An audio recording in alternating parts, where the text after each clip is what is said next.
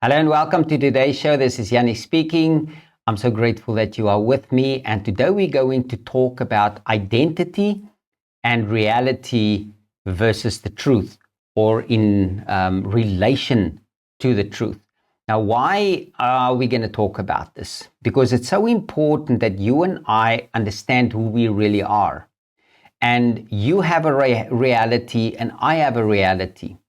And your reality is not necessarily the same as mine, because your experiences and the things that you went through since you were born are totally different than mine. Even if we grew up in the same household, our experiences may be totally different. So my goal today is not to go deep into the subject, but it's really just to whet your appetite so that you can just get a glimpse of what we're talking about, so that you can start thinking about this, because I want you to take a step on your own as well, so that you can start digging a little bit deeper into this. Now, I've spoken on this subject a lot. I've trained a lot on it. We've done a lot of workshops specifically to release your potential. And it's very important there to understand really who you are and what your reality is then in relation to truth. So that's why I decided I'm just going to do a small message on this, a small show, just to give you a little bit of an introduction into this. Now, it's really easy to forget who you are and to lose your identity, because there's so many things that are being thrown at you and me every single day. People expect us to be something or someone that we just are not. Even in relationship and intimate relationships, we can also get to that. And we many times see that, a guy or a girl, they think, okay, I want this other party, and wow, this person is really going to complete me when I get together with that person. And that's not the truth. If you are not complete before you go into a relationship, and especially when it's into a marriage relationship, it's trouble. I can almost guarantee you, because you're not going to be able to change the other person. And if the other person is going to try to expect you to change, it's just not going to work out. So each one of us really have to be complete and mature before we go into a long-term relationship. And that's why some of these things that we're talking about today is so important. Now, some of these concepts, I didn't come up with these, but some of my mentors taught me some of these things, and I tend to agree with them as far as these things are concerned. So I also believe that there are basically three levels of identity, if you want to call it that. Now, the first is let's call it the lie-dentity. Now, what is a lie-dentity? That's who everybody else tells you who you are not. That's what everybody else tells you who you are not. That's interesting, isn't it? So people look at you and they see you for something, and they tell you this is who you are, and you're not that person. I'm sure you've had that experience, and that can be very dangerous, because that is most of the time it's that other person's expectation of you, and they want to project that expectation on you. So now they're expecting something from you where you cannot be that person. You cannot fulfill what that other person wants you to fulfill for them. And then the second, there's the my-dentity. Now, that's the fake identity you are trying to prove to other people that you are. Now, each one of us have that to some extent, or either lesser or a stronger push toward this. And for me, it's very interesting, because when I was younger, it was very important to me, what people think about me and so on. But then I heard this. It's kind of a joke, but I think it's the truth as well. Then they said this man, he said when he was 20 years old, he was worrying about what everybody is saying about him. He was so conscious of that. And then when he got to the age of 40, he decided, you know what, this is probably not as important. So I'm not going to take so much notice of what people are saying to me. And then he got to the age of 60, and then he said, you know what, it doesn't matter what people think about me, because whether they think good of me or whether they think bad of me, it changes all the time, and it doesn't really affect me. I must just know who I am, and based on that, I must just go on. Because when you and I want to build our identity based on what I want to project on someone else, it's most of the time, 99.9% of the time, it's not the truth. So I'm trying to portray something that is not real. And that's very dangerous. And then the third level of identity is the I am identity. And this is really the true identity, because this is the identity that God attributes to you and I. Because remember, God made you, He made me, He made us in His image. And when He made us in His image, He said, this is who I want you to be. And this is just something interesting. I'm just going to give an introduction to this as well. For example, where Moses in the Old Testament, where God wanted him to go to his people in Egypt, where they were in bondage, God sent him there. And Moses said, but how are the people going to know who sent me? They don't even know me. And how am I going to portray to them who sent me? And this is what God said. He said, tell them, I am that I am have sent you. And that's who God is. God doesn't have to prove anything. God is. And that's how He made you and I as well. So you and I must know who we are. And when we know who we are, we can just be. And when you and I operate from the identity instead of the lie-dentity or the my-dentity, then you and I don't have anything to hide. We don't have anything to lose. But on the other hand, we don't have anything to gain as well, because then I am myself. It doesn't matter where I am. I don't have to pretend anything. I'm just going to tell you this little story. I haven't thought about this in a long time, many years, in fact. I was much, much, much younger. And I met this guy.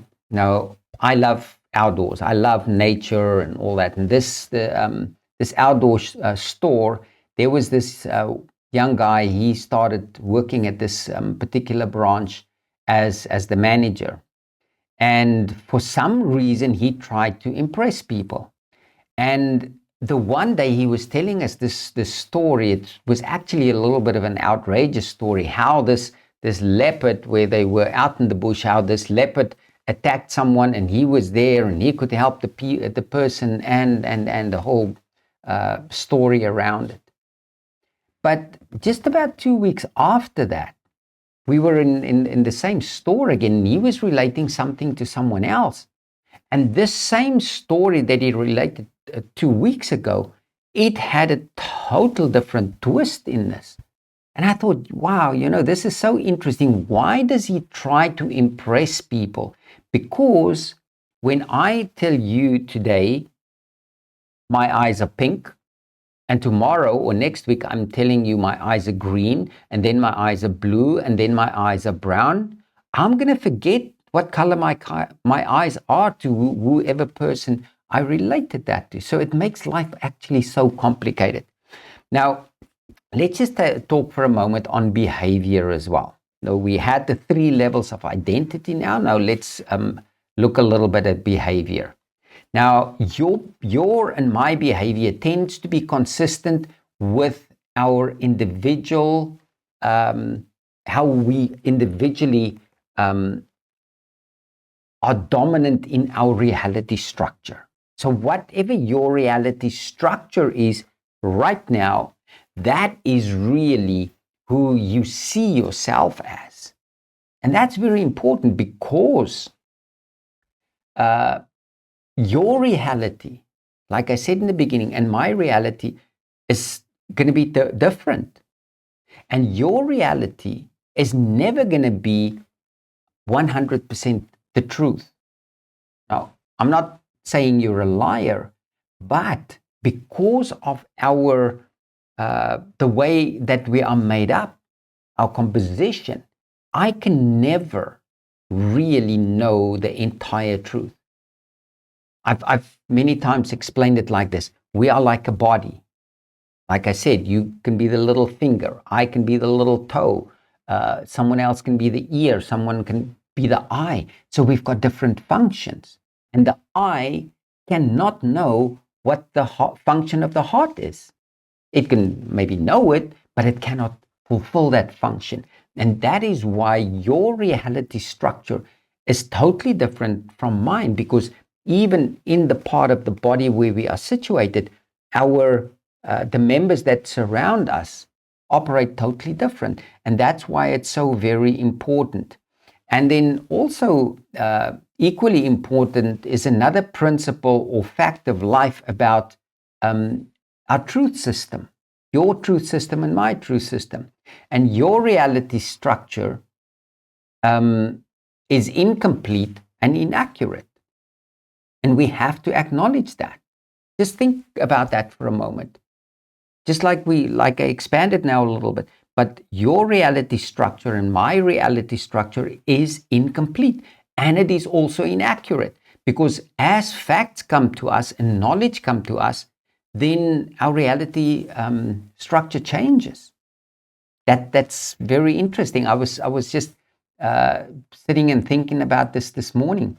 Whenever you and I read, we expand our vocabulary, we expand our knowledge, and the more knowledge you have, and the larger your vocabulary is, that enables you to make better decisions, to look at things from different angles, in different ways. And something that I might have looked at 2 weeks ago in a specific way, now that my knowledge structure has changed, I can react to it or look at it in a totally different way. Just to give you a simple example, now I try to be health conscious, what I eat and all that, and I never knew why gluten, for example, is not good for our gut. And recently, I was looking for this, because sometimes I wouldn't feel so great, and I started reading up on this and from different angles, and then I learned that gluten it's a specific substance. I think they call it's a lectin, and what it actually does, it's like ruptures your intestinal tract, the side, and that is why it's so dangerous to many people. And there's so many people that are gluten intolerant. Now, I don't want to go into that topic deep, but just my knowledge on what this is, or a little bit deeper knowledge of what it is, then I understood, but okay, that is why when I eat something, for example, I have these side effects. And that's the same thing. 2 weeks ago, I didn't know that. And so that is the same with our reality structure. And I'm just going to come back here to the I am identity, because when you and I know our I am, who we are, the I am identity, who God made us to be, then it makes life so much easier. And then you and I are going to be able to find our purpose, and then start on the road to fulfill our purpose, because that's the only place and that's the only way that you and I will really be able to be fulfilled. And that's really the only way where you and I are going to be able to serve people to the fullest extent that we are supposed to. And so I'm just going to repeat this one statement that I also shared with you earlier. when you and I operate from identity instead of our lie-dentity or the my-dentity, then you and I have nothing to hide. We have nothing to lose, and we have nothing to gain. So I trust that this will give you a little bit of a deeper insight in your identity. Don't let someone else ascribe an identity to you or for you. But know who you are. Know who God made you. And that is the only way that you're going to be steadfast. Doesn't matter what comes your way. Thank you so much for being with me, listening to me. I trust that this will help you. I'm looking forward to chatting with you in the next show. Have an awesome day.